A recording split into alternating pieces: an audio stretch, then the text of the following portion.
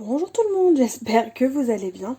On se retrouve toujours avec la luminosité hyper foireuse du matin. Mais sinon, on se retrouve pour une bonne nouvelle quand même, vu qu'on se retrouve pour la case numéro 8. Donc, j'ai déjà préparé, j'ai entrouvert, voilà, mes cases comme je vous l'ai dit. C'est plus simple pour moi et je gagne du temps. Alors, donc on va commencer par Scrap Didi. Je suis désolée hein, pour le reflet qu'on voit, mais je peux pas faire autrement. Il est trop tôt, on voit rien du tout.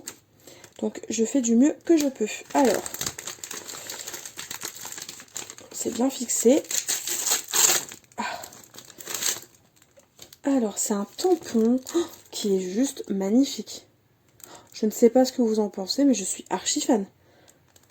La calligraphie, enfin l'écriture qui est utilisée pour ce tampon est sublime.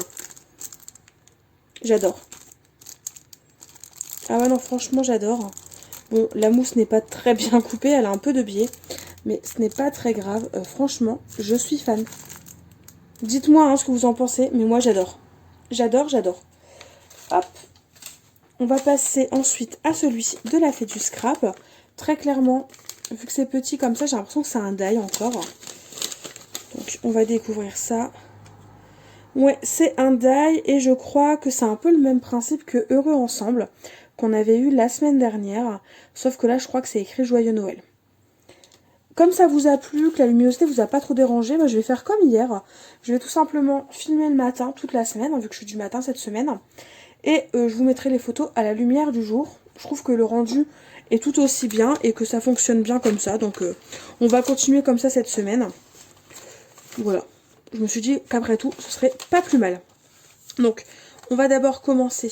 Alors, il y avait un papier, c'est pas grave.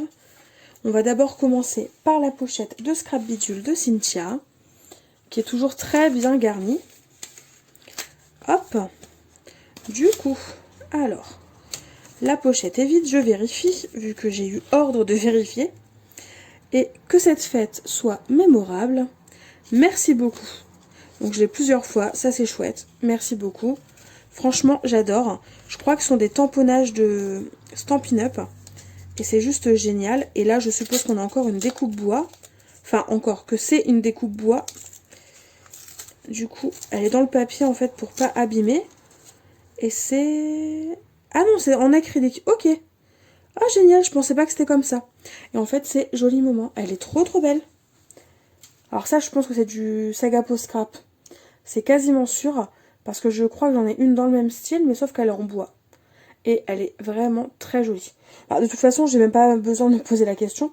C'est quasiment sûr que c'est Sagapo Scrap, vu que Scrap Didi, ils emballent dans des emballages, leur découpe. Donc c'est quasiment sûr. Bref, on va passer à la case numéro 8. Enfin, aux indices numéro 8 plutôt. Je suis fatiguée, je dis n'importe quoi. Alors, donc on a le paquet A, parfait pour les amoureux. Bon, on va écouter. On va commencer par le paquet A. Hein. Alors.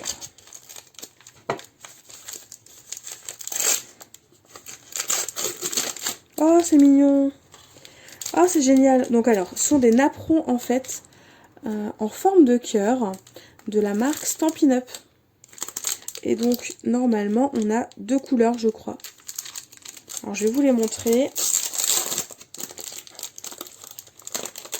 J'avais déjà eu des napperons de ce style, mais en forme napperon. Et franchement, j'avais adoré. Parce qu'en fait, ce sont des papiers. C'est comme si vous aviez fait vos découpes vous-même.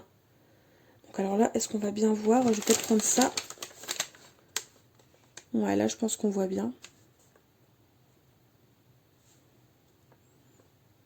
Ouais, là, on voit bien. Ils sont vraiment jolis. Enfin, vous verrez la photo, la lumière du jour. Mais en fait, on a une couleur un peu saumonée, abricot. Et une couleur bien rouge, là, pour le coup, rouge amour. C'est juste génial. Merci, ma belle. Ah, franchement, j'adore. J'adore, j'adore. Et donc, le paquet numéro B, un kit complet. Alors, là, un kit complet. Il y a l'air d'avoir des petites boîtes au centre. Mais alors, un kit complet, je vois pas ce que ça peut être.